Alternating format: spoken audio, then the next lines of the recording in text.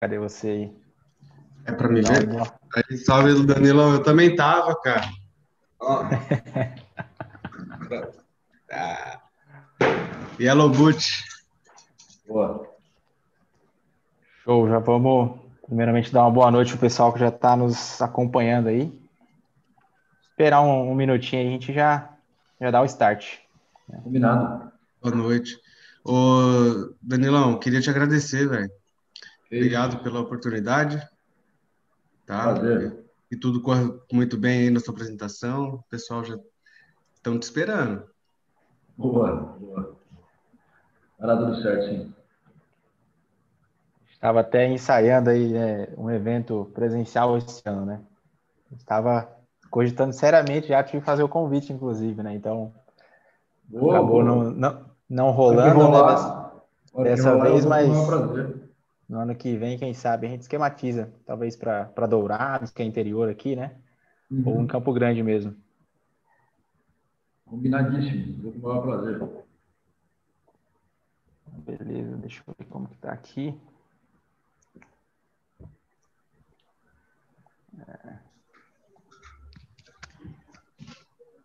Aí você acha que a gente acelera já? Pessoal, acho que tá com... Eu vou fechar minha câmera aqui, beleza, Matheus?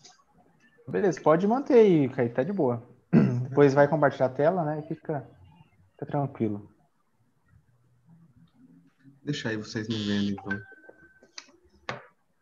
Só esse WhatsApp que vai ter que sair.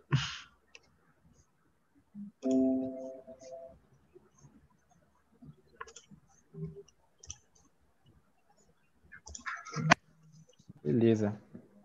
Danilo, a gente vai dar um início então, até a respeito do pessoal que já entrou aí às 20 horas, né?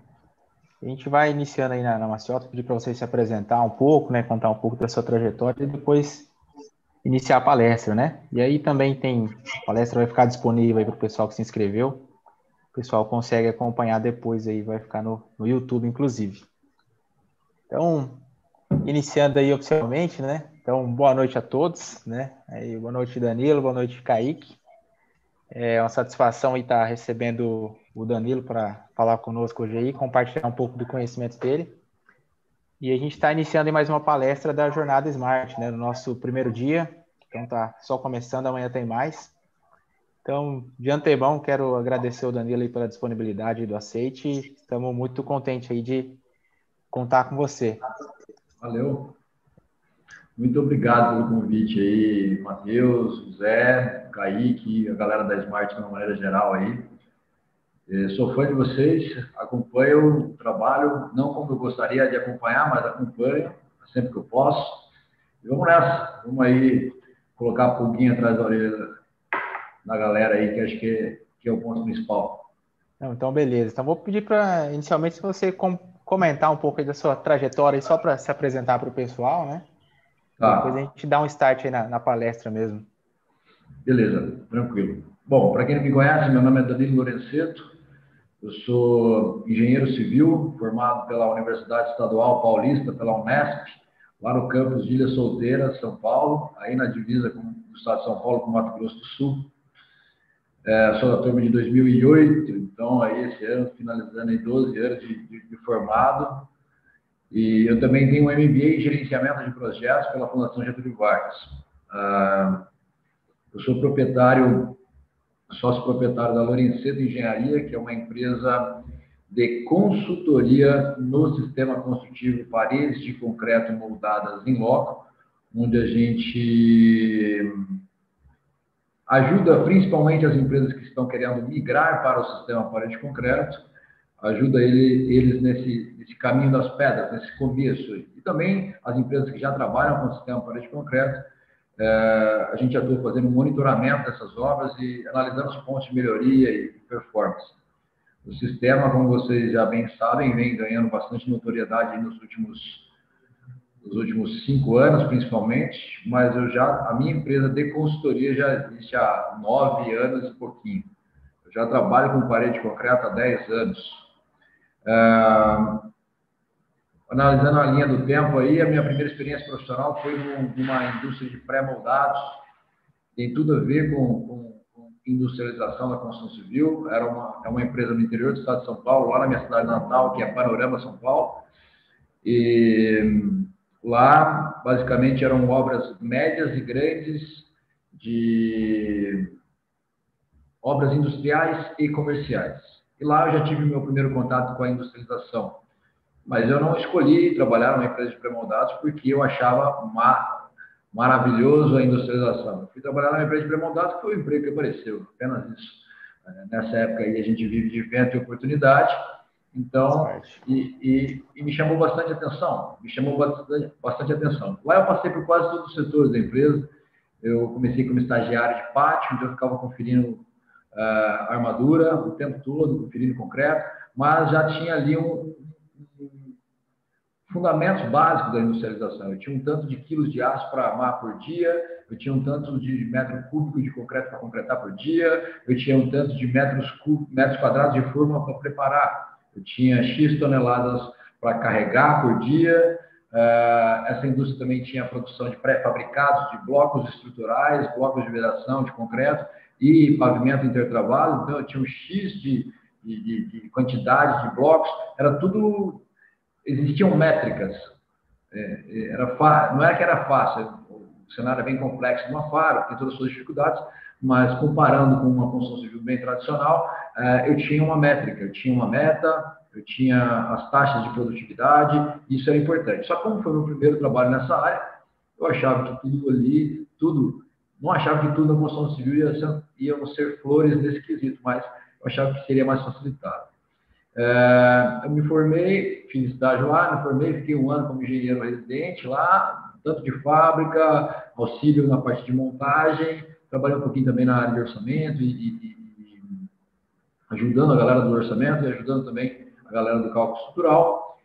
Depois eu fui convidado por uma obra totalmente diferente, aí eu fui ser engenheiro de canteiro. Pela primeira vez, eu fui convidado para ser um engenheiro residente de uma obra da segunda etapa da construção de uma usina de açúcar e álcool, uma obra industrial pesada. Era uma obra de R$500 milhão.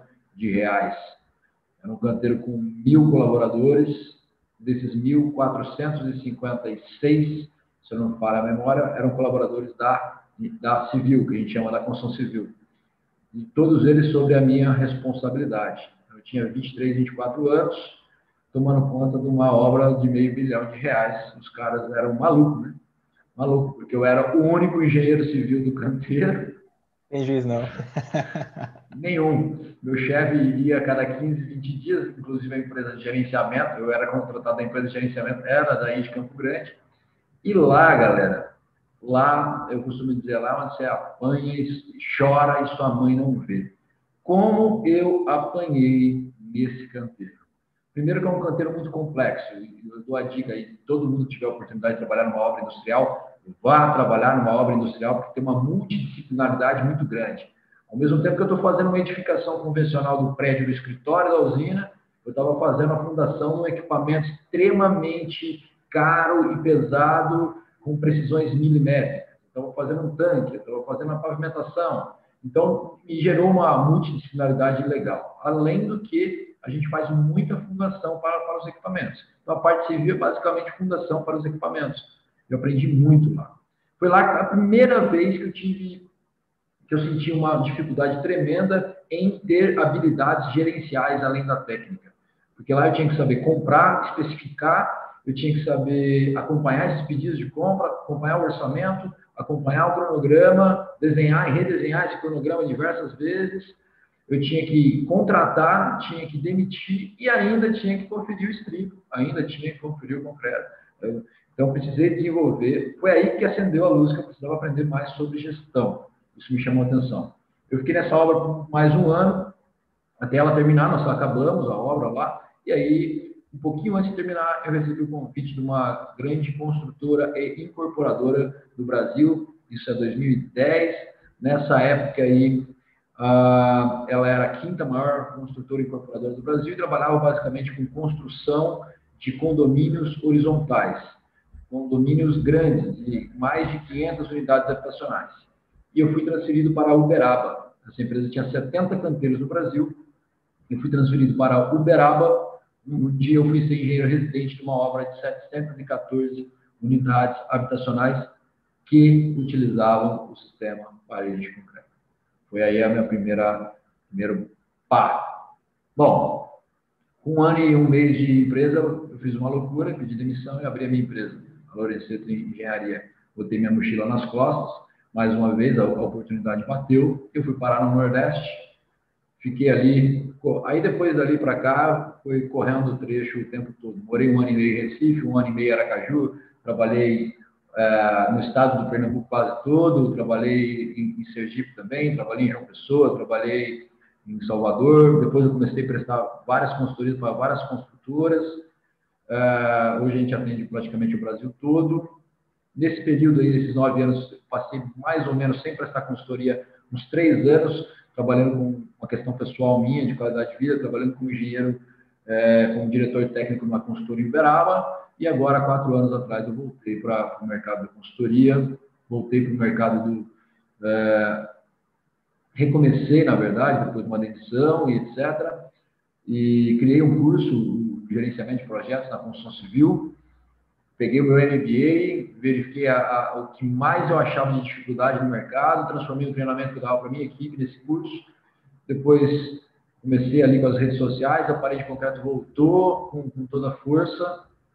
E aí eu resolvi trazer para conteúdo também para as redes sociais sobre industrialização na construção civil, gerenciamento de projetos, carreira e tudo mais. Hoje, talvez, o maior preconceito para a mudança, o maior preconceito de uma construtora, ou ali do líder, do dono da construtora, ali, que hoje o meu maior desafio é convencer o líder de qualquer mudança do seu sistema construtivo, ou de qualquer implantação de mentalidade de inovação, ou de qualquer coisa de mudança que eu tenho que fazer nos processos dele, esse preconceito ele é gerado pela falta de conhecimento.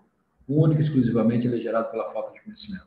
Então, por que não, então, levar conhecimento de graça, o máximo que eu puder. Claro, eu vendo curso também, mas tudo bem, mas muito conteúdo gratuito ali para ajudar a diminuir um pouquinho esse preconceito. Sei que eu sou um grãozinho de areia, mas faz toda a diferença.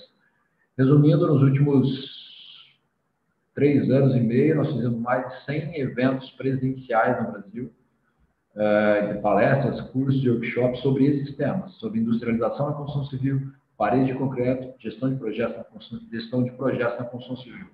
Também dou aula em alguns MBAs espalhados por aí, em Uberaba, na Universidade de Uberaba e também na BSSP. Tem um curso itinerante aí que roda o Brasil, mas agora não está rodando mais, tanto de gestão quanto de parede de concreto, e tem a versão online deles. E tem uma pequena participação numa construtora no interior de Goiás e tem a empresa de consultoria. Atualmente a gente está aí com mais ou menos 15 clientes full-time nos mais diversos tipos de escopo. E é isso aí. E eu rodei, nesse último ano, na pandemia, mais de 70 mil quilômetros. Não, show de bola. Imagina a correria que deve ser aí, Danilo. E assim, a gente acho bem legal mesmo você contar toda a sua trajetória, né? Começou engenheiro residente e todas essas etapas, porque você viu muita coisa, né? Então, hoje, você falou da curso e vai em eventos, então a gente aqui até na Smart considera você uma pessoa muito importante no sentido de evangelização do mercado em prol da construção civil para produtividade, para industrialização, né? E aí, abordando um pouco a sua especialidade de paredes de concreto, né? Que é um sistema construtivo, né? Mais industrializado, né? Que dá ganhos aí enormes de produtividade, né? Você vai comentar para a gente logo na sequência. Então, a gente reconhece você muito por isso, então por isso a gente fica muito feliz de você estar aqui com a gente hoje, né? Então, acho que você usou a palavra certa, evangelizar, acho que é isso. A palavra é essa, catequizar, evangelizar. Eu me sentindo um bandeirante com um facão na mão, assim, com um mato desse tamanho, assim, e eu tô aqui, ó, apanhando do lado. O legal é ver que você abriu o caminho para muita gente, Danilo. Para nós, inclusive. Então, isso animal. Esse é o maior propósito nosso. Não era vender consultoria, né, nada. É ajudar aí a transformar, ajudar pessoas e profissionais da construção. Pessoas e empresas da construção civil. Essa é a nossa ideia. Show, não, beleza. Então a gente vai passar a palavra aí, se puder compartilhar a sua tela e... Beleza, já vou abrir aqui na... Dá um start pra gente. na apresentação aqui. Só vou pedir botar no esquema da apresentação. Só vou olhar o meu retorno aqui, se está aparecendo já.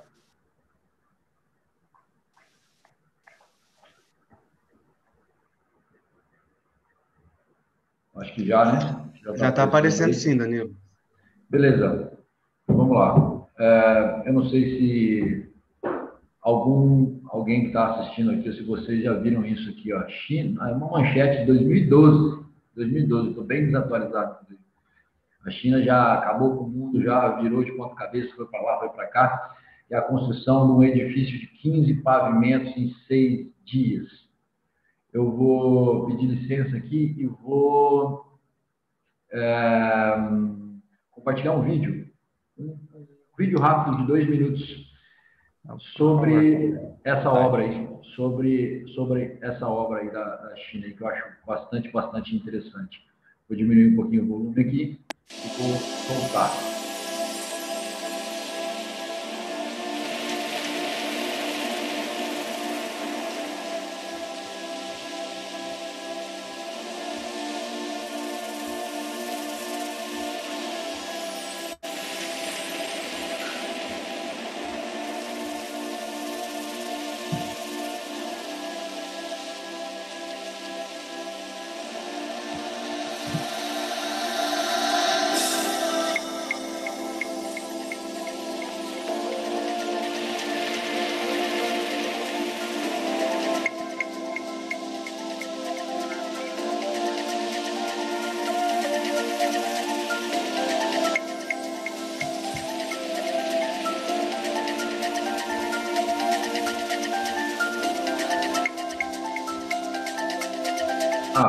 Só um detalhe, vocês estão acompanhando aqui, esse tempo que está aparecendo aqui no canto inferior esquerdo, em horas.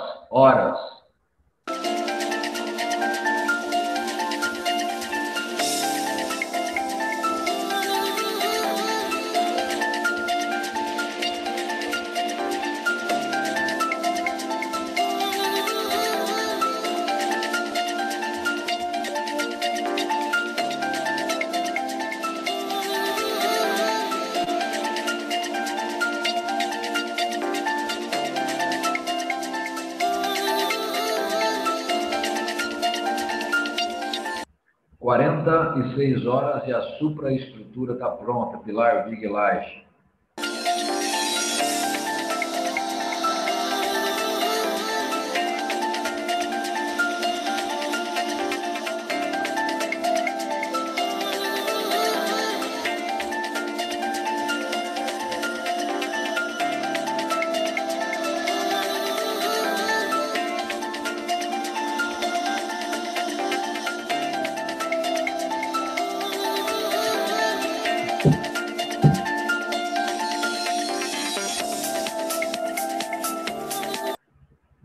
Agora é só perfumaria. Vamos voltar aqui para o PowerPoint.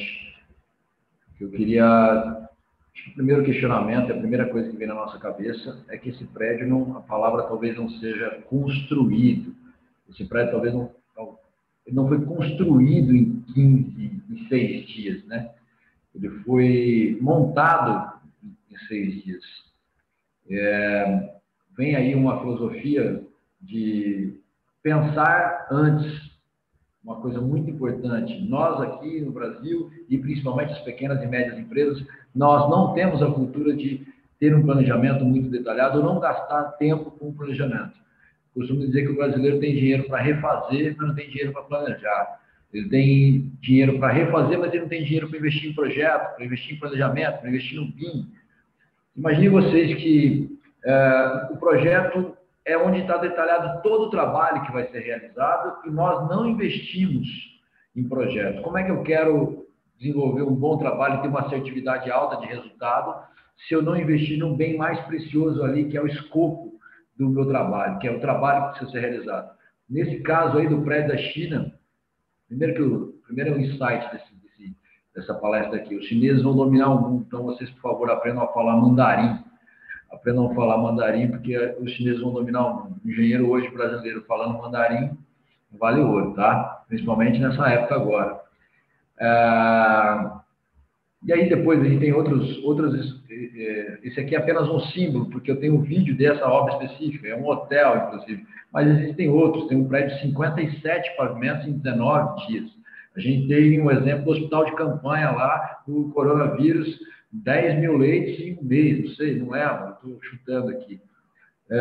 Mas aqui é o seguinte, eu consegui, não sei se vocês repararam, a fundação já estava pronta, e esse prédio foi muito provavelmente todo fabricado fora do local definitivo. Esse é um exemplo da construção off-site, com estrutura metálica e fechamentos com drywall e etc. Os pisos já chegavam com as instalações hidráulicas, teve ali um fechamento muito rápido, e esse prédio basicamente foi montado. Quando eu chamo montado em 6 dias, mesmo assim, é um mega mérito montar um prédio acabado de 15 pavimentos em 6 dias, é um grande mérito, não tem nem o que falar sobre isso. A gente tem avançado aqui no Brasil em relação a isso, mas estamos muito longe ainda de ter um resultado tão expressivo quanto esse.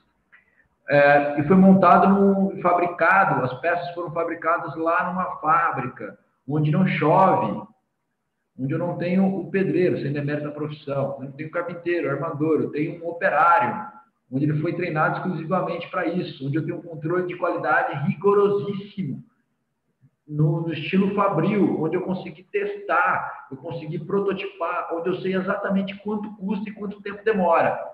Talvez 2 variáveis mais importantes para qualquer empreendedor, para qualquer fundamento de gestão na construção civil é quanto vai custar e quando vai acabar e se isso vai ficar bem feito, certo? Isso é muito importante. Trazendo o pensamento de cada vez eu montar as coisas, né? A construção civil é feita de vários pequenos subsistemas e a ideia é que no cenário a médio e curto prazo, cada vez mais esses subsistemas sejam pré-fabricados fora do local definitivo e cada vez mais eu monte isso no canteiro no local definitivo. Sendo um sistema hidráulico, um sistema elétrico, ou sendo uma parede inteira, sendo de diversas formas, a ideia é que isso aconteça. Antes, talvez, até o texto fala sobre a impressão 3D, eu concordo com o professor Henrique Ceotto, que é um grande exponente da inovação na construção civil. Inclusive, nós temos uma reunião marcada amanhã, nós estamos apontando algumas coisas por aí,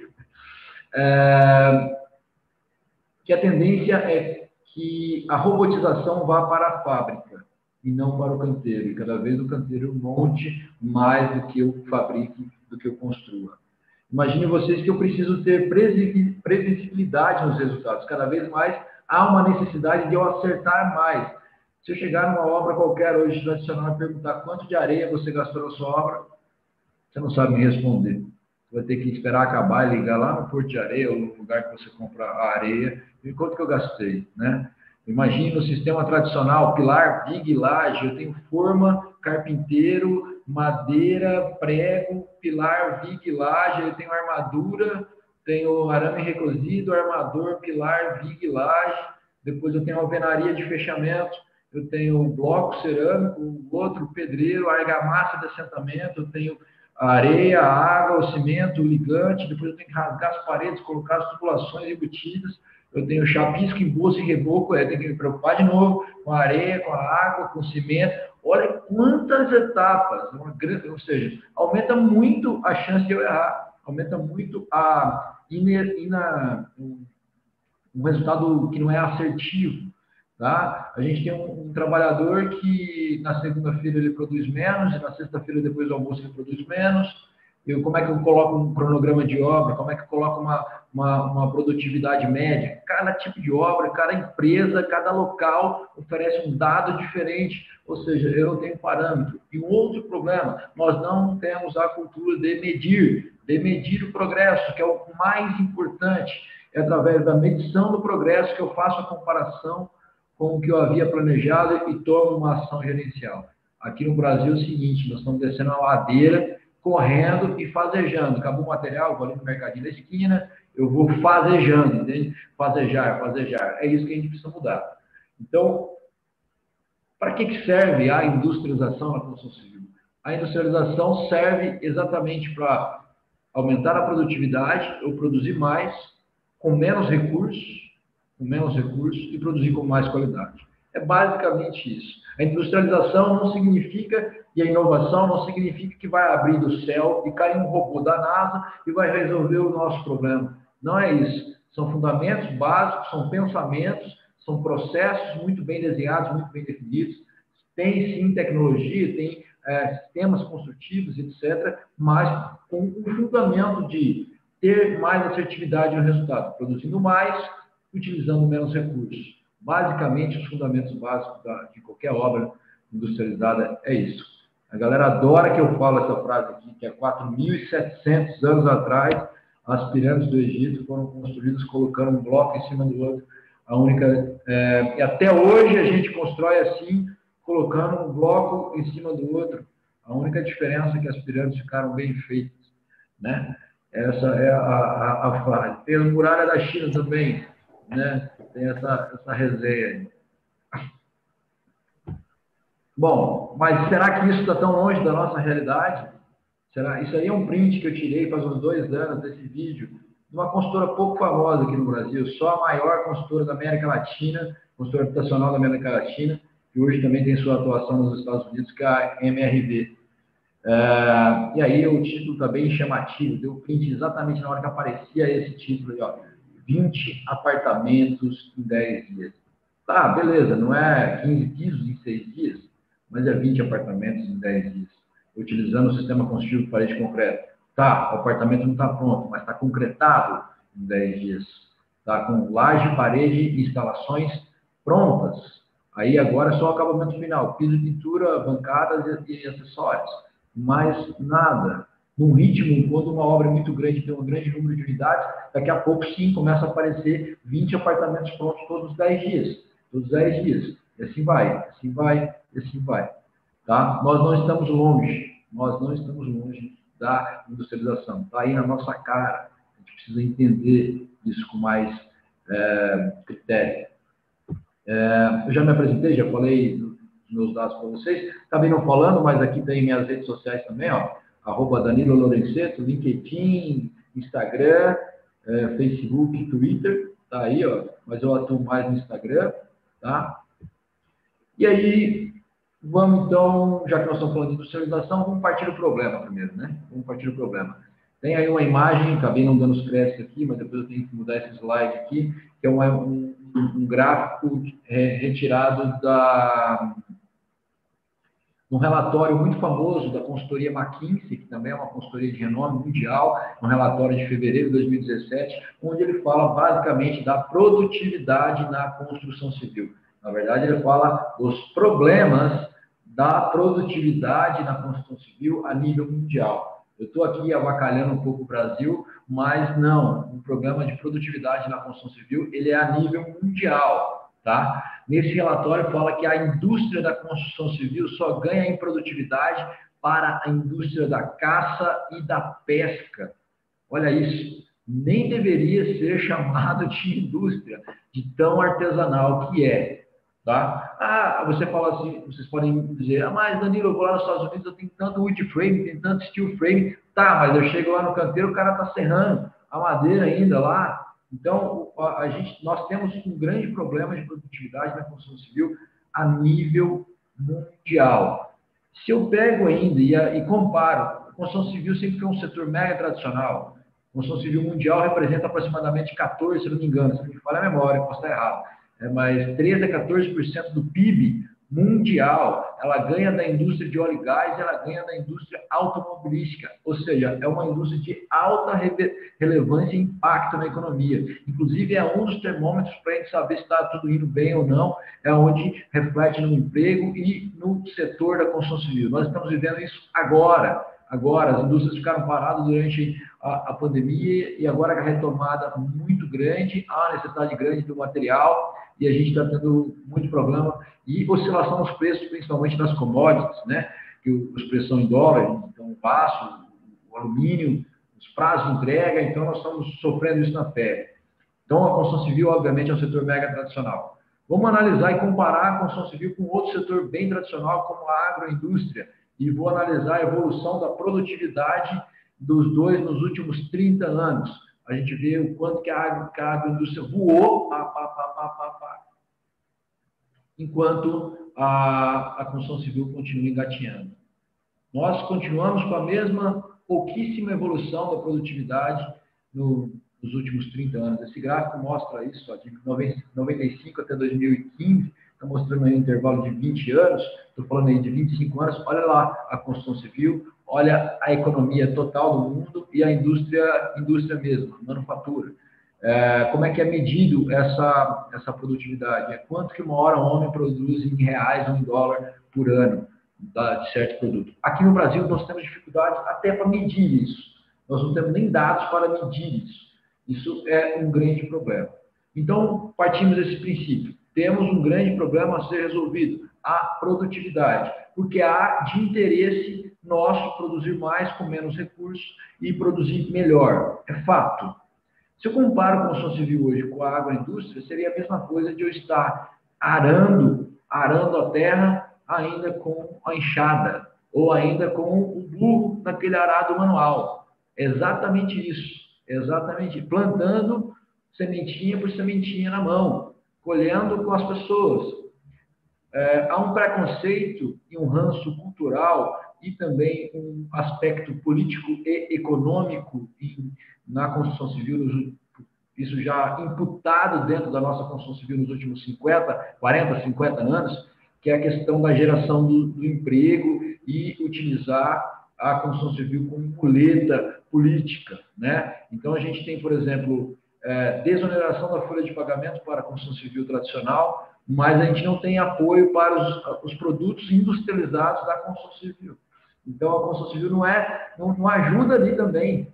E nós não queremos acabar com o trabalho do pedreiro. Não é isso, eu quero transformar o setor. Se eu fosse pensar assim, eu estaria andando de cavalo até hoje, não de carro. Nós estamos querendo mudar o setor. Eu quero dar uma qualidade de vida melhor para esse colaborador, para esse funcionário, para esse operário. Eu quero que ele tenha um plano de carreira, eu quero que ele tenha uma especialização. Eu quero ter isso mais focado. Porque quando eu olho para o outro lado também, eu não tenho um garoto, sem demérito nenhuma profissão, mas eu não tenho um garoto de 17 anos que quer ser pedreiro. Eu não tenho. Ou ele está pedreiro, ele não almeja, sem demérito a profissão. Então, nós precisamos transformar o setor. Eu preciso acabar com a informalidade. Eu preciso acabar com essa informalidade. Isso é importante para nós, é importante para o setor. E sim, agora sim, eu analisei o problema, né? O problema não, a alta necessidade de mudança e de melhoria de produtividade. Agora, olhando para dentro de casa, aqui para dentro do Brasil, eu tenho um déficit habitacional de 8 milhões de moradia. Não sei qual slide que está, deixa eu passar aqui. 8 milhões de moradia. Em 2015 eu tinha 7 milhões e meio. Então, há uma necessidade, há um mercado. Eu tenho um país que tem apenas 50% de saneamento básico. Eu tenho a faca e o queijo na mão. Eu tenho um problema de produtividade para ser resolvido. Eu tenho sistemas construtivos industrializados que trazem toda a característica da industrialização e melhoria dos processos. E eu tenho uma demanda. Independente do modelo de negócio, independente que o que sustenta o modelo de negócio é o financiamento bancário, isso está cada vez mais mudando, e daqui a pouco as fintechs vão ajudar nesse quesito, no financiamento das obras também, mas eu preciso produzir mais, com menos recursos, e num mercado altamente competitivo, aquele que sai na frente, aquele que acerta mais o resultado, aquele que entrega a obra no prazo, aquele que reduz o prazo de entrega da obra, aquele que tem um produto melhor acabado, ganha do concorrente.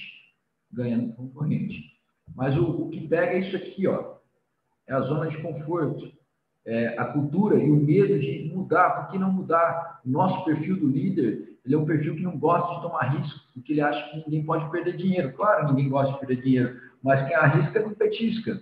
Não tem como não mudar isso sem arriscar a mudança. Ele tem um medo do mercado, ele tem uma incerteza da economia, tem um cenário austro, tem uma burocracia também envolvida.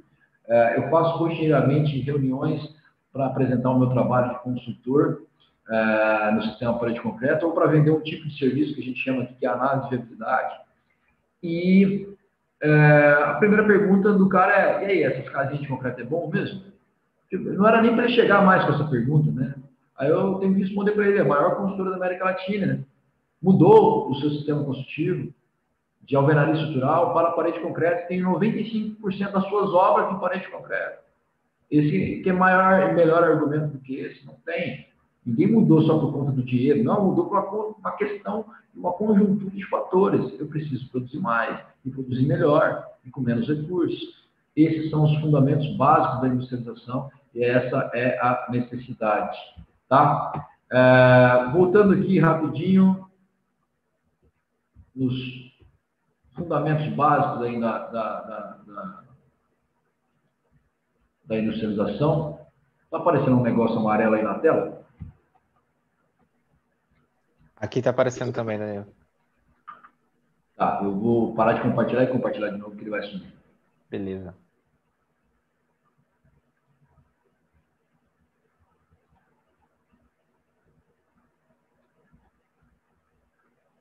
Bom, vamos lá. Então, eu tenho basicamente esses fundamentos básicos da industrialização da construção civil. Eu tenho uma redução drástica das etapas, eu tenho um maior controle, eu tenho uma possibilidade de prototipar. Se for uma construção off-site, ela vai estar dentro da fábrica, onde não chove, a mão de obra é mais especializada e capacitada o tempo todo. A galera acha também que a parede de concreto, por ser um canteiro, não é tão industrializada, é ao contrário, né? Eu transformo o canteiro na linha de produção e tudo é basicamente montado. Eu tenho muito isso aqui, essa redução drástica das etapas, que cada vez mais eu monto as coisas. Desde montar a forma, montar o kit elétrico, montar o kit hidráulico, montar a armadura e concretar efetivamente. A única diferença é que não está off-site, está on-site, está no canteiro. O canteiro vira a linha de produção da fábrica. Então, eu tenho um controle de qualidade mais rigoroso. Principalmente as pequenas e médias empresas brasileiras não levam o sistema de qualidade a sério. Elas entendem que o sistema de qualidade é uma burocracia. Você não compra um carro zero de para-choque torto, mas você compra parede torta de pedreiro e ainda paga. Significa que lá na indústria automobilística, o controle de qualidade é rigorosíssimo. Ele é requisito do sistema, ele não é uma burocracia. Nós precisamos mudar isso. Tá? Claro, tem muita coisa boa, tem muita gente fazendo coisa legal, tem muita empresa mudando. Eu estou aqui, obviamente, para dar a pancada para poder gerar a reflexão. Então, mas eu vejo muita coisa legal acontecendo por aí também, já melhorou bastante. Eu tenho, então, portanto, um gasto mais previsível com materiais, um gasto mais previsível com mão de obra em função da produção e da produtividade. Eu começo a ter índices, os KPIs lá, eu começo a medir o progresso, isso é fundamental. E uma outra coisa que é importante, não significa que eu preciso de um sistema construtivo totalmente diferente para ter fundamentos de industrialização na minha obra. Se eu pegar aí os fundamentos, os pensamentos Lean, que vem lá do Lean Manufacturing, do sistema Toyota, que é um pensamento mais simples, uns processos muito bem claros, e trago para cá, eu consigo aplicar características de fundamento de industrialização em qualquer tipo de obra, desde eu paginar o piso, paginar o bloco, a entregar uma quantidade de piso de argamassa já especificada lá do almoxarifado. É processo, é pensamento, tá? E o Lean Manufacturing, obviamente traduzido para a construção civil, é o Lean Construction, cada vez mais na moda aí, cada vez mais importante. Vocês já tiveram uma palestra, inclusive um case do Aldo aí, do professor Aldo, sobre isso, né? Então, isso é importante. Obviamente, aí falando do ponto de vista negocial, do negócio da construção civil, quando eu aumento a minha produtividade, a ideia é que a minha obra termine antes. Se a minha obra termina antes, o mais importante, o seu dinheiro volta antes, falando do ponto de vista do empreendedor. E se o seu dinheiro volta antes, dinheiro no tempo é dinheiro. 10 milhões de reais aplicados em um ano com uma rentabilidade X é uma coisa, 10 milhões de reais aplicados em 6 meses com uma rentabilidade X mais Y é outra coisa. É que a pequena e média empresa não bota isso na ponta do lápis, não sabe fazer a conta, e não sabe o que é o bendito do ROI, o retorno sobre investimento, e nem analisar a TIR, a taxa interna de retorno. Quanto menor o tempo lá ali na TIR, isso aqui explode a viabilidade, não tem jeito, isso aumenta a produtividade. Então, e o quão importante é esse dinheiro voltar antes? Não só pela questão da remuneração, que ela vai ser maior no curto espaço de tempo, mas sim que eu posso colocar esse dinheiro de volta mais rápido na operação e consigo fazer com que a minha empresa cresça mais, reinvestir e colocar ele em outros novos negócios. Talvez seja o maior benefício de qualquer sistema industrializado é esse aqui. Seu dinheiro voltando. Eu tenho, obviamente, grandes economias de custos indiretos. Claro, se a minha... Custos não, na verdade, seria despesa aqui, né? A palavra está errada. De despesas indiretas, já que eu tenho menos tempo de obra, eu tenho menos salário de engenheiro, de vigia, de almoxarifo, de técnico de segurança, combustível, água, internet, luz, tudo isso representa. Teve obra minha que custava R$100.000 por mês. Produzindo ou não produzindo, custava R$100.000 por mês. Se eu economizo 6 meses dessa obra, é 600 pau. Então, faz toda a diferença. Já que eu tenho menos tempo de obra, também eu tenho menos risco. Então, menos risco em todos os sentidos, desde ação trabalhista, etc, etc. E tem também a questão da sustentabilidade. Qualquer sistema construtivo industrializado tem alguma coisinha ali com a sustentabilidade, e isso é muito importante. Danilo, a parede de concreto, a indústria cimentícia é uma das mais poluidoras do mundo. Sim, mas na parede de concreto eu economizo 70% mais em tudo do que na convencional. E as indústrias de cimento cada vez mais têm buscado assumir ali o impacto da geração de carbono com compensação de carbono. E o ano retrasado, eu dei uma palestra num grupo de estudo da minha universidade, que os caras estavam desenvolvendo concreto sem cimento. Então, isso é um fato, já está na linha, na produção, isso aí vai melhorar também, falando especificamente da parede de concreto. Mas eu tenho o wood frame, por exemplo, sensacional, totalmente industrializado, totalmente sustentável, madeira de reflorestamento, geração de carbono zero, excelente. Eu tenho aí o steel frame.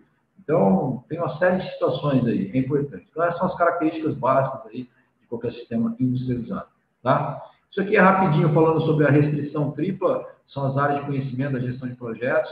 São 3 das 10 áreas de conhecimento, que é escopo, custo e tempo. E aqui é basicamente o seguinte, por que chama restrição tripla? Toda vez que altera o escopo, que é todo o trabalho que precisa ser realizado, eu aumento o meu custo e eu aumento o meu tempo. O que eu quero dizer é que na industrialização, esse escopo ele está muito bem definido.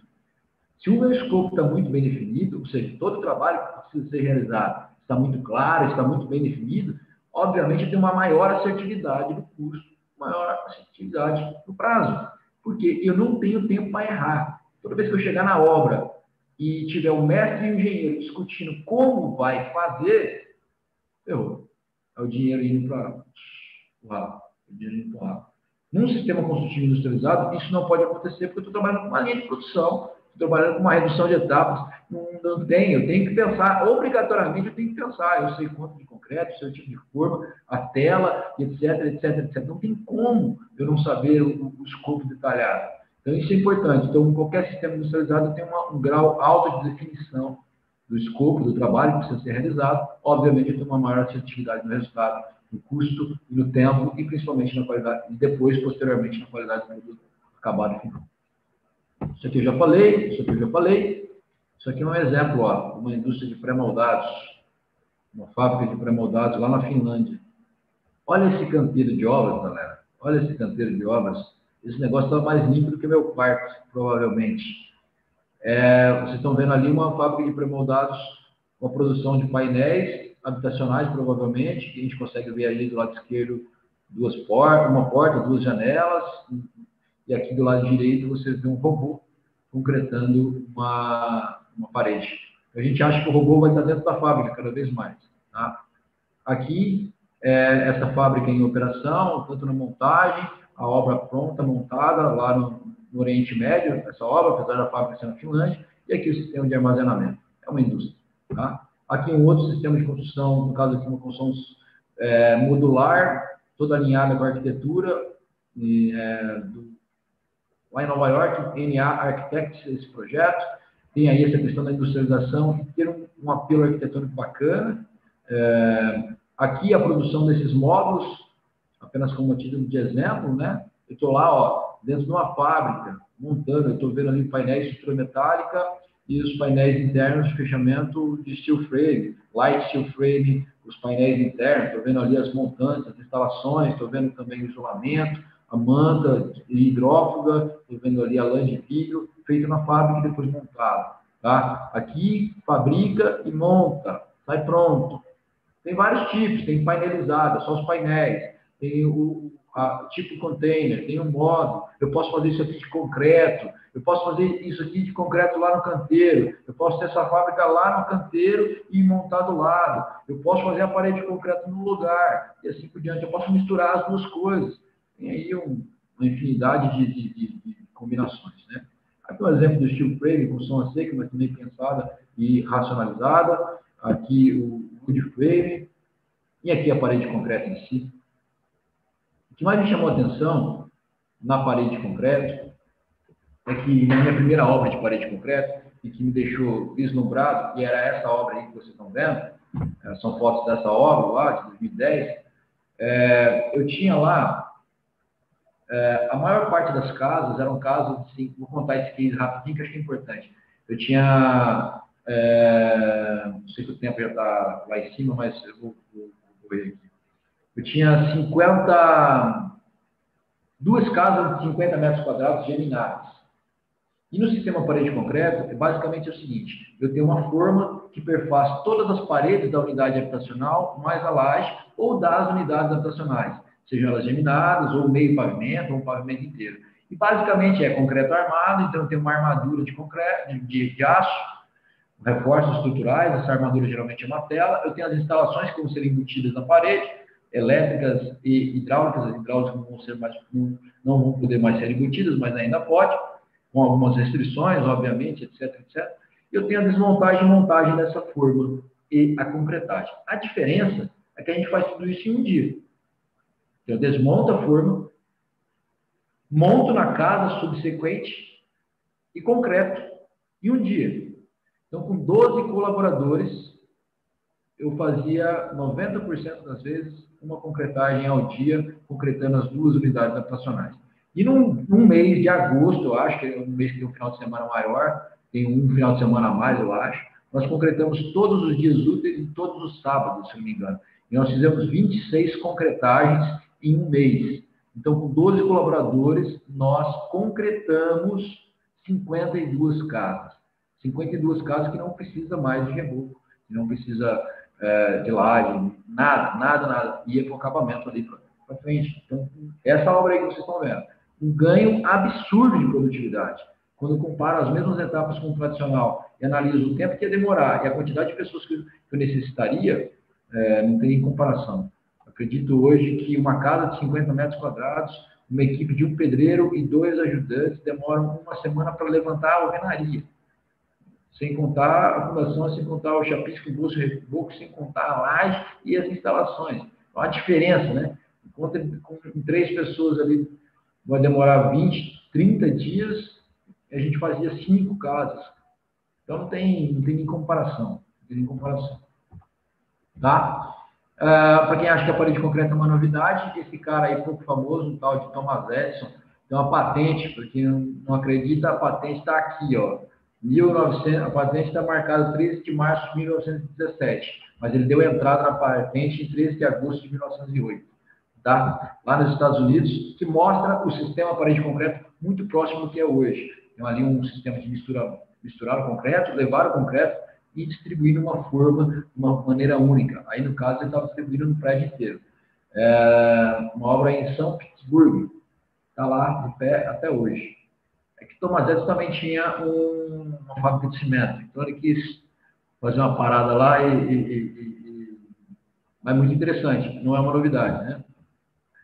Começou a desenrolar bastante a parede de concreto da parte habitacional, começando com esse pensamento desse tipo de forma aí, que é uma forma de túnel, que a gente chama de forma Altnor, é o sistema Altnor. Os caras começaram a olhar isso e falaram, porra, caramba, isso aqui parece uma unidade habitacional, parece um quarto de hotel. Por que não utilizar essa forma de túnel para começar a fazer unidades habitacionais? E aí explode, né? Europa, principalmente América Central e América do Sul, Colômbia, México, e chega no que é hoje. Habitação em larga escala, com a forma portátil, forma de diversos tipos, mas a maioria, às vezes, de alumínio ou de plástico com travamento metálico. Tá? E foi se evoluindo. O sistema brasileiro, existe norma desde 2012, eu fazia parede de concreto antes da norma, inclusive. A gente fazia parede de concreto antes da norma. A norma está em revisão e deve sair esse ano ainda, não, no próximo ano, a revisão da norma de parede de concreto. Tá? E aqui alguns resultados das obras de parede de concreto. Fotos minhas dessas, tá? Aí uma forma de alumínio, aqui uma forma de plástico, e aqui a qualidade do produto final, produto acabado. Uma outra tipologia do prédio aí.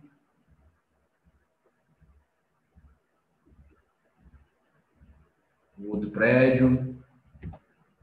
Uma casa de alto padrão, uma coisa que a gente achou que não era mais viável. É viável fazer na parede de concreto, dependendo da situação, dependendo da viabilidade, do tipo de forma, dá viabilidade, não para ser concreto aparente, tá? Mas pode ser normal. Posso, se eu quiser, fazer de concreto aparente, mas não era o caso aqui, tá? Então a gente começou a utilizar a mesma forma que a gente utiliza na Minha Casa Minha Vida para fazer a parede de concreto tradicional. Aqui um resultado também excelente, com outro tipo de forma. Bem interessante. Aqui, a diferença entre os pavimentos, para nós entendermos como é que é o alinhamento, como é que funciona, como é que está o acabamento, como é que são as juntas. Essa é uma foto que eu gosto bastante. Ela mostra realmente uma qualidade boa. E aqui uma pequena obra dessa maior construtora da América Latina. É o Gran Reserva Paulista. Essa obra já está entregue, mas aqui eu consigo entender mais de 6.000 unidades. Eu consigo perceber bem nessa foto as características fundamentais da industrialização. Primeiro que, se vocês olharem nesse prédio da esquerda aqui, eu tenho metade do pavimento com a forma. Essa forma concreta metade desse pavimento e roda e concreta a outra metade. Mas se eu olhar lá no pé dele, eu consigo ver já as janelas colocadas. Se eu olhar no da lateral, eu consigo ver as janelas e os pisos dos andares prontos. E lá em cima, do lado direito, eu consigo ver já pintado.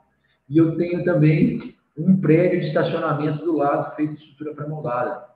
A industrialização pura. É aqui no canteiro. Então, bastante interessante. Aqui umas casinhas aí. Aqui aquilo que eu falei para vocês, a questão da redução das etapas, né? Então, eu tenho a fundação, em vez de eu ter estrutura e vedação, eu tenho as paredes estruturais, e eu tenho lá embaixo, nos revestimentos, uma grande redução das etapas, já que eu não tenho chapisco, engosto e reboco, vou para a pintura direto. Claro, há uma preparação para parede, mas vou para a pintura correta. Basicamente é isso aí que vocês estão vendo nesse slide. Tá? A gente tem vários tipos de forma: madeira, aço, alumínio, plástico, mito de plástico metal, mito de aço com madeira. As mais famosas são as formas nanoportáteis de alumínio, de aço e de plástico com travamento metálico. Hoje o sistema no Brasil já evoluiu muito em insumos específicos. Então a gente tem caixinha específica para parede de concreto, eletroduto para parede de concreto, espaçador para parede de concreto e assim por diante. O concreto, obviamente, é um concreto alto-adensável, já que as paredes têm espessuras reduzidas, então tem ali 10 centímetros de espessura, 12, 14, dependendo do tamanho, mas normalmente até 8 pavimentos, aproximadamente 10 centímetros de espessura. Eu tenho ainda a armadura, mais os eletrodutos, instalações. Eu preciso que esse concreto seja um concreto alto-adensável.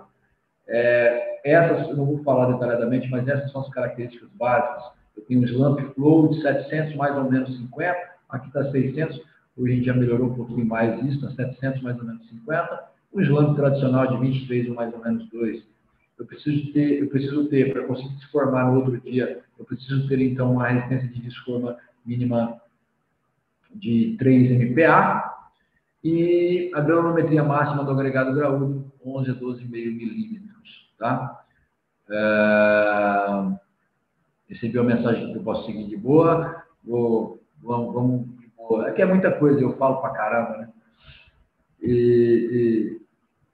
Vou continuar de boa aqui. Hoje, uma coisa que é interessante é que nós já conseguimos, não é sempre, mas nós já conseguimos dar viabilidade a partir de 15 unidades no Minha Casa Minha Vida e 1 unidade no alto padrão.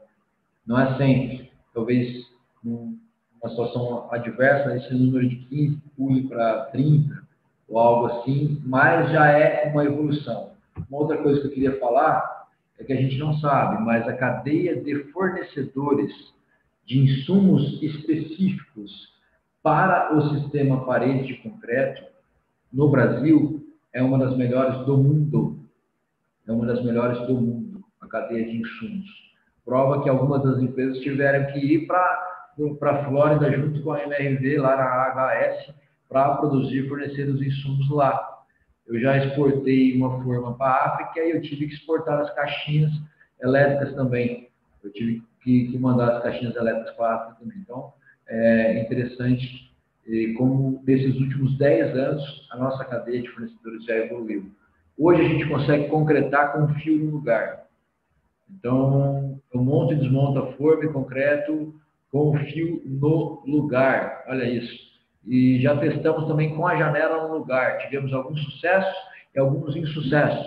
Mas logo, logo a gente já está conseguindo eliminar mais uma etapa, que é na hora da montagem da forma, montar a esquadria. Eu vou concretar, já vai estar com a janela, já vai estar com o fio no lugar. Vai ter um grande avanço aí nesse quesito aí. Isso é sensacional, excelente. E eu faço uma pergunta. Por que a MRV mudou? Por que ela mudou o seu sistema construtivo? Por que ela mudou? 40 anos tem a MRV, um pouquinho mais de 40 anos. Trabalhou não sei quantos anos com alvenaria estrutural. Já foi uma grande evolução. A MRV em si é uma escola. Mas por que ela mudou o seu sistema? Porque ela quer produzir mais, com menos recursos e produzir melhor. É isso que ela quer. Isso que é importante. Tá? Quer falar alguma coisa aí, Kaique? Não, eu estou inquieto, porque é tanta coisa e dá vontade de perguntar. Pô. Pode perguntar. E qual foi a tua parte aí com a RMV? Como foi estar junto? Vocês acompanharam junto esse processo aqui no Brasil, assim? A MRV, como é uma empresa muito grande, então ela tem aí dentro ali, apesar de ter hoje mais separada a questão da inovação, tem até um setor, até investiu R$1 milhão na criação de um setor específico para a inovação.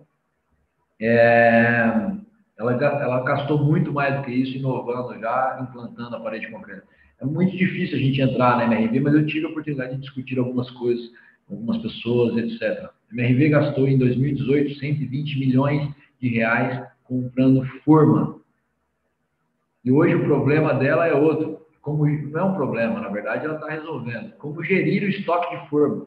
Porque tem um ativo de R$120 milhões. É aí que eu entro, aí que eu participo de algumas consultorias com algumas empresas que prestam serviço para a MRV na questão da forma. Agora, em si, eu participar, eu sou muito pequenininho. E a MRV também tem essa ideia, ela testou muito, então ela tem uma equipe técnica muito boa, eu não participei efetivamente ali dentro.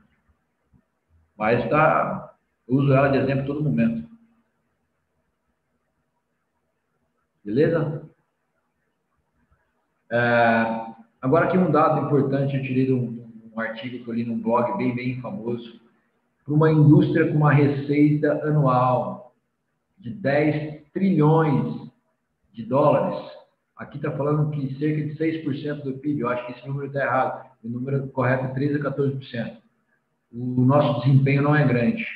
Em todo mundo, no mundo todo, um grande projeto de engenharia demora em torno de 20% a mais do que foi planejado. 20% a mais. 10 meses, 12 meses. 10 anos, 12 anos. E, normalmente, ele estoura em até, impressionantemente, 80% do custo. Não é que 80% das obras estouram o orçamento. Elas estouram numa média de 80% de estouro. Custava R$1, custou R$1,80. As obras funcionam da seguinte forma, de uma maneira geral, dos grandes projetos. Imagine que você vai comprar um carro. E esse carro custa R$100 mil. Você chega lá na concessionária, escolhe o carro lindo, beleza, R$100 mil, você combina com o cara, fala, beleza, R$100 mil, ok. O cara fala assim, demora 5 dias para ficar pronto, tem a documentação e tal, vem buscar daqui uma semana. Daqui uma semana você vai lá buscar o carro. Aí imagina o cara olhar para você e falar assim, seu carro não vai ficar pronto hoje, não é mais 5 dias, vai ficar pronto daqui 2 meses. E ele também não custa mais 100 mil, agora ele custa 180 mil. E aí? Esse é o resumo da ópera. Esse é o resumo da ópera. Quando eu olho isso, eu não sei se eu fico triste ou eu fico feliz. Eu fico triste porque, e eu fico feliz porque tem um mar de oportunidades. Tem um mar de oportunidades para quem quiser produzir mais, produzir melhor e com menos recursos. Isso é fundamental. Agora, olha o problema cultural que a gente tem aqui no Brasil. Se eu coloco a mesma casa, no mesmo lugar, com o mesmo tamanho, com sistemas construtivos diferentes, qual que será que vende primeiro? Coloco uma de alvenaria convencional, coloco uma de alvenaria estrutural, uma de parede de concreto, uma de pré-moldado que seja, uma de steel frame e uma de wood frame. Obviamente que vai vender nessa mesma ordem que está aí. Primeira de alvenaria convencional, de alvenaria estrutural, a de parede de concreto, a de steel frame e depois a de wood frame. Nós temos um problema cultural a ser resolvido. Um ranço cultural, como diz o professor Ceuto. Em todas as esferas, não só no usuário e no mutuário final, no cara que vai comprar, não. Mas sim também na cabeça dos líderes das construtoras. Nas construtoras existe isso. Então a gente precisa mudar. Eu estou aqui hoje exatamente para ajudar a mudar isso. Eu tenho o meu Instagram exatamente para poder mudar isso. Para acabar com esse preconceito oriundo da falta de conhecimento. Tá? É importante, a gente precisa mudar isso. Como diz aí, falo e cito bastante o professor Ceuto, porque eu aprendo muito com ele e tudo que ele fala para mim tem muito sentido. Então, eu faço o papel também de expoente do que ele fala, porque eu gosto, eu acho importante. A atividade da construção é complexa e abrange aquilo que a gente comentou, abrange a construção de vários subsistemas. Pré-fabricar automaticamente esses componentes e montar no canteiro de obra é a solução a curto e médio prazo. Mas uma coisa ele está certo, não tem sentido inventar um robô para empilhar tijolo, como eu já vi. Não tem sentido nenhum. Se a gente quiser, e nós queremos, né, o aumento da produtividade e qualidade da construção civil nos próximos anos será brilhante, mas depende da gente. Aqui umas dicas minhas finais. Aqui. Melhore o seu escopo, o trabalho que precisa ser realizado, detalhe mais, invista aí no BIM. Seja teimoso na visão, flexível nos detalhes. Melhore a sua produtividade. Para de encarar o sistema de qualidade como uma burocracia.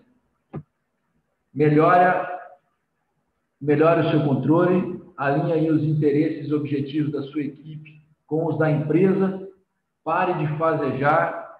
Não coloque todos os ovos em uma cesta só e conheça os detalhes do seu negócio. A gente acha que conhece, mas não conhece os detalhes do nosso negócio. É importantíssimo isso. Muito obrigado. Era isso que eu tinha para falar com vocês, comentar com vocês hoje. Aqui está o meu e-mail, eu@danilolorenceto.com.br. Não tem como errar esse e-mail, né? Esse eu sou eu mesmo, tá? Aqui novamente minhas redes sociais, @danilolorenceto. E eu vou cometer a loucura de deixar meu WhatsApp aqui por alguns segundos. Está aqui, 34 9 galera já printou. 9206 2475. E você também que está nos assistindo, quiser tirar um print e marcar a gente lá no Instagram, eu vou ter o maior prazer em republicar, tá? Bom, agora fico por conta de vocês aí, quiserem conversar um pouco sobre, quiser tirar alguma dúvida. Basicamente era isso que eu tinha para falar. É muita coisa, eu posso falar sobre isso aqui uma semana sem parar. Eu nem saio as minhas palestras, eu nem olhei os slides, eu nem fiz nada, porque eu sei que é muita coisa, e eu me empolgo e aí vai no flow do dia mesmo. Ô, Matheus, já que assim, paradigmas foram quebrados já no primeiro dia, tem uma dúvida aqui do Genivaldo, Danilo. Como que funcionaria a reforma, né, do sistema? Primeiro ponto, utilizar um profissional habilitado. Um cálculo estrutural, ou um engenheiro, ou um engenheiro que já tenha executado obras em parede concreta. Lembrando que no sistema de parede de concreto, a distribuição das cargas, ela acontece laje e parede. Eu não tenho o sistema de pórtico espacial, que é pilar, viga e laje. Laje carregando a viga descarregando o pilar e as alvenarias apenas de fechamento. Então, num prédio, por exemplo, a gente não pode sair arrancando uma parede. Impossível. Agora, nada impede de, na etapa de projeto, eu já planejar uma possível futura alteração e ter um apelo comercial melhor. Essa parede aqui da cozinha americana ou convencional. Então, vou fazer com que essa parede não seja estrutural. Uma casa, eu sei que minha casa, minha vida, eu sei que muito provavelmente essa família vai construir mais um quarto no fundo. Então, eu vou fazer um corredor que vai dar para uma parede. Essa parede não vai ser estrutural. Eu vou orientá-los exatamente para ter a modificação ali.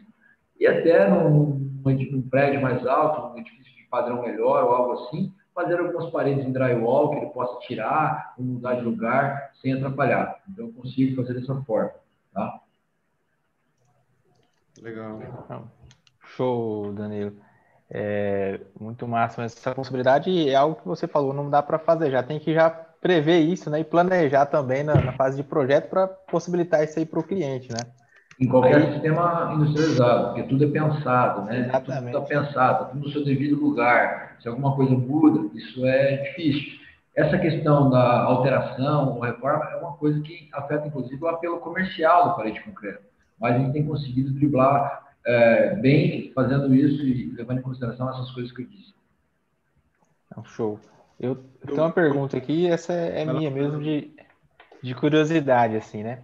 Aí eu pergunto como alguém que já teve que fazer um atendimento de pós-obra, de tirar um cliente de dentro da casa para reformar internamente por problema de fissura em janela e tudo mais, né?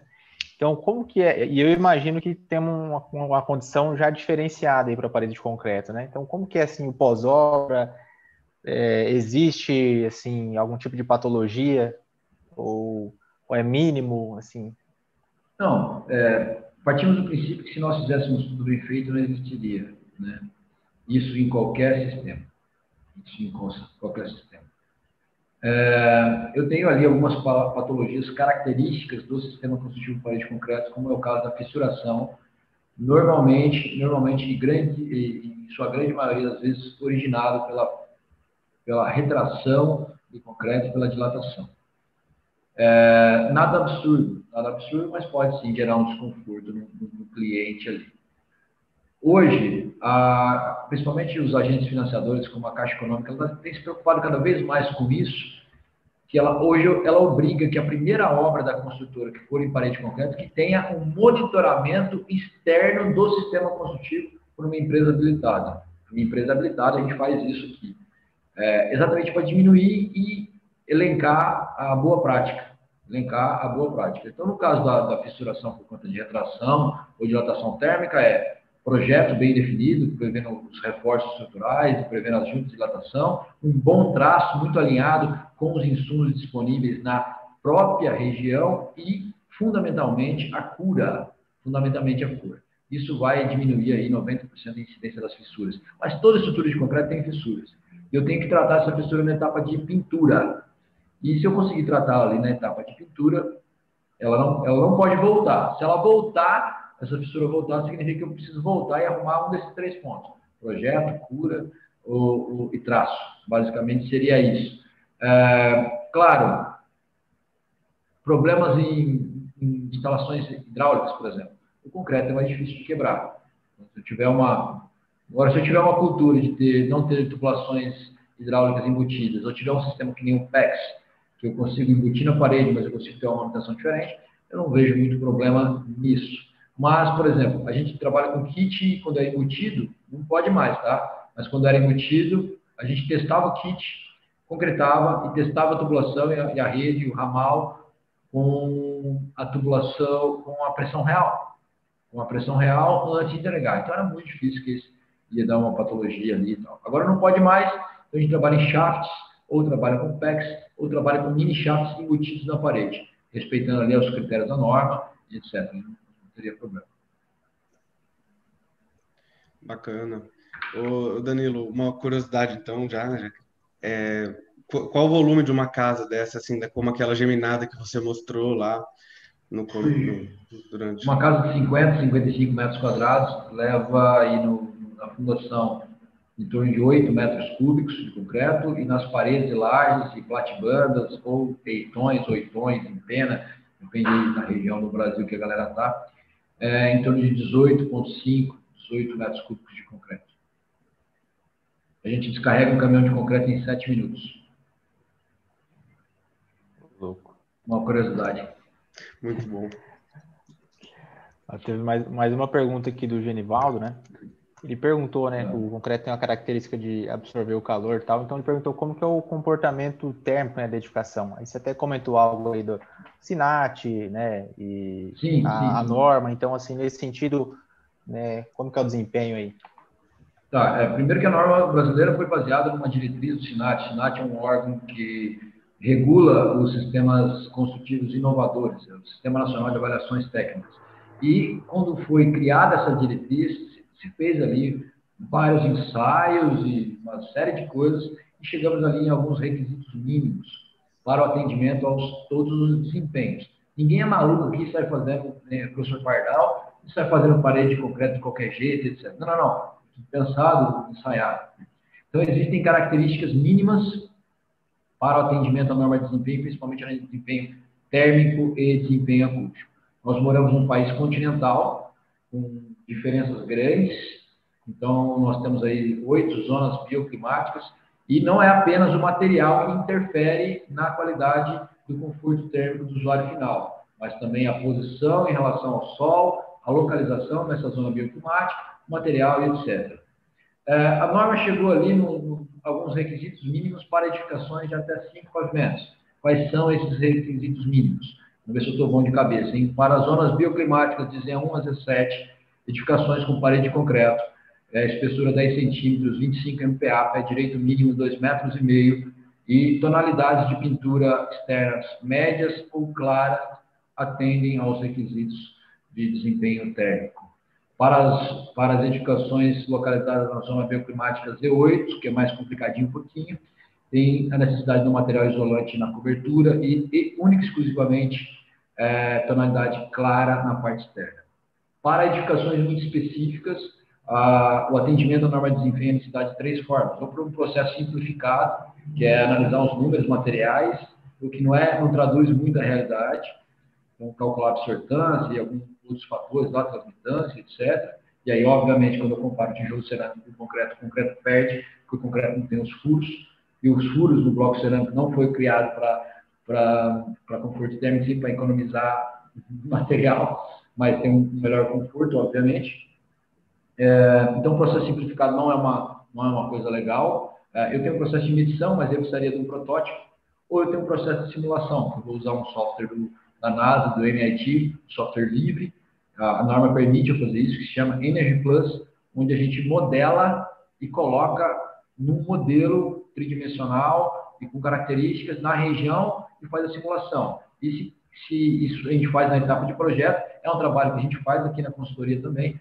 Se houver alguma alteração, como aumento de espessura, indicação de mudar a cor da fachada, aumentar o pé direito, colocar um material isolante na cobertura, a gente faz. Mas então, resumindo, é o seguinte: eu tenho que fazer direito, seguindo a norma, fazendo a simulação, eu não vou ter problema do conforto térmico. Agora, uma coisa mais pessoal e uma dica mais pessoal. Conforto térmico, a gente vai seguir as recomendações da norma, vai fazer direitinho e vai atender. Isso não significa, independente do sistema construtivo, não só na parede de concreto, isso não significa que o usuário final vai estar satisfeito. Tá? Eu não estou aqui questionando a norma, se a norma é ou não eficaz. Eu estou atendendo a norma. Porque se essa questão do conforto térmico fosse pessoa física, se eu fosse atender todo mundo, eu não teria ar-condicionado nem aquecedor.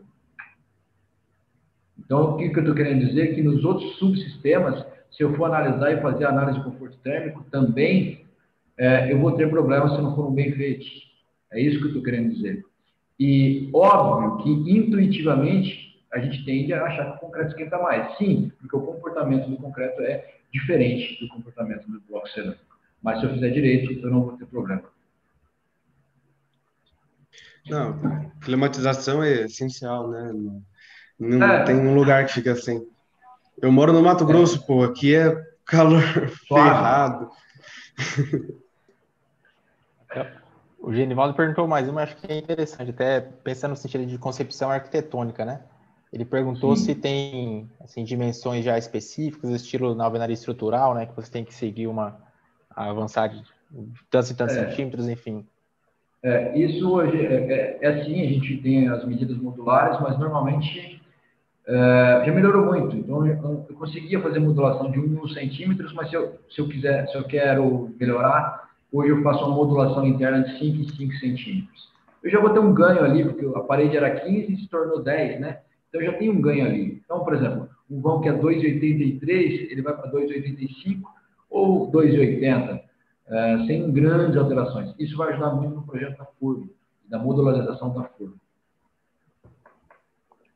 Entendi. Outra curiosidade minha aqui, pensando assim, talvez até em licitações, algo nesse sentido. A gente tem hoje base de referência de preço, de composições de custo unitário, Sinap, quais outras assim a gente tem no mercado hoje para a parede concreta? Basicamente só o Sinap e o Danilo Lorencito, brincando. Basicamente tem Sinap. O Sinap, mas Base assim, publicada. uma coisa que a gente faz aqui, se eu pegar um orçamento de parede concreta, pegar a curva A desse orçamento da curva ABC, pegar a curva A, basicamente mão de obra, forma, concreto e aço. Basicamente isso. O que a gente faz aqui na empresa antes do cara conceber o projeto, com base no nosso histórico aqui, esse histórico com várias tipologias, que eu já vi todo tipo de tipologia para parede concreta. Então, uma casa isolada, casa geminada, casa sobreposta, casa em vagão, térreo mais 2, térreo mais 3, até 8 pavimentos, 10, 20, 22. A gente tem esses históricos, a gente consegue readequar o projeto arquitetônico, simular e verificar a quantidade de concreto por metro quadrado ou por metro cúbico de montagem de forma. Eu consigo identificar o custo dessa mão de obra e, obviamente, eu tenho ali os metros quadrados, escolhi o tipo de forma, se vale a pena comprar ou alugar. Então, acaba que a gente fecha a curva A e o cara consegue tomar a decisão. Imagino eu que na licitação, eu definindo muito bem esses 4 itens numa prévia, eu já consigo ter um bom resultado de assertividade no orçamento. Entendi. E pensando em habitação de interesse social, assim, principalmente da iniciativa, né, do governo, município, assim, a gente tem isso já em algumas regiões, você tem visto? A parede concreto, ela se distribui em larga escala no Brasil, exatamente impulsionada pelos programas habitacionais, primeiramente pelo PAC, pelo Programa de Aceleração e Crescimento, ali de 2007 a 2009, que é onde se vem a necessidade de produzir em larga escala, e aí vem a questão da parede concreto ser muito rápido e tal. E depois, obviamente, pelo Minha Casa Minha Vida. Então, a gente não tem um incentivo. Tá. A gente tem os programas. Hoje, o caso brasileiro, né? Mas a gente tem os programas. Show. Show de bola, Danilo.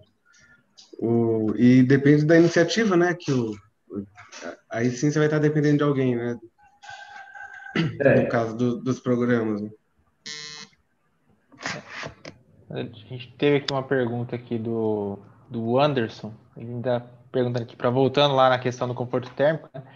Perguntou se tem algum agregado, né, específico que pode só ser inserido aí no concreto para melhorar esse desempenho.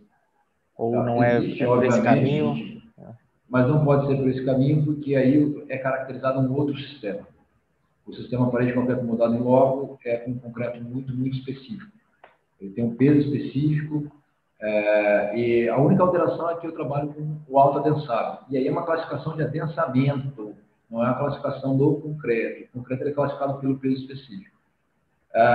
Se eu, por exemplo, colocar área incorporada no concreto, eu fiz muito parede de concreto com área incorporada.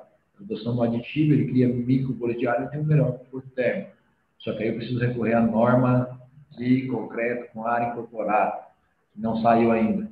Então, tem que ter um DATEC, algo do tipo. Vou dar uma rasgada aqui. Existe um lobby das concreteiras e das cimenteiras lá na norma, e aí os caras não deixam muita gente fazer muita graça. Então, há uma necessidade. Por exemplo, no Paraguai não tem. Aí nós estamos fazendo parede de concreto no Paraguai com área incorporada. Entendi. E eu fiz muito parede de concreto aqui com área incorporada. Claro, edificações mais complexas, etc. Vai necessitar de uma situação. Mas a gente não tem um problema do atendimento muito grave, não, ao conforto. Raramente foram as vezes que eu precisei aumentar a espessura da parede. Tá? Raramente. Teve uma obra aqui que não passou, nós colocamos uma placa de isopor de 3 centímetros na cobertura. Meu, o que é isso? Custo zero. Custo zero, a placa de isopor na cobertura, zero. Show. Mais uma pergunta aqui do pessoal, se a fundação, se é predominante é o radier mesmo? A fundação independe do sistema, mas sim, como a distribuição das cargas são lineares na parede ali, e o radier traduz bem a teoria do diálogo girante ali, eu consigo resolver bem. Eu tenho também a questão do apoio da forma. Na maioria das vezes, em casas, edificações térreas, é radier. A maioria, 90%, 95% das vezes. Até em algumas edificações um pouquinho maiores, térreo mais 3, etc. Show. Tá aqui, o pessoal não manda mais pergunta. Alguma aí, Kaique?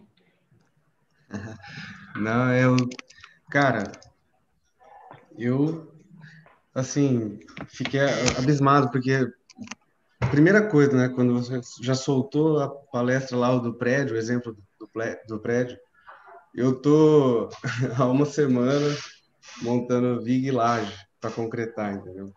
Então, já começa aí a disrupção que você queria trazer e tudo mais no sistema convencional. O menino tá laranja de conferir laje aí, ó. Boa. Já conseguiu chegar no ciclo de 10 dias aí, Pilar Big Light? Cara, não dá, a gente estamos com um jogo de forma e 30 dias. 30 dias. Qual que é o tamanho da laje? 670 metros. Eu estou prestando consultoria para uma empresa lá do Sul, que está com dois prédios pequenininhos, um de 51 pavimentos, um de 52 pavimentos. É estrutura convencional lá, pilar, big laje. Mas eles me contrataram para escolher a forma, para ajudar eles a escolher a forma. O ciclo lá é 10 dias e a laje é 1.000 e pouco.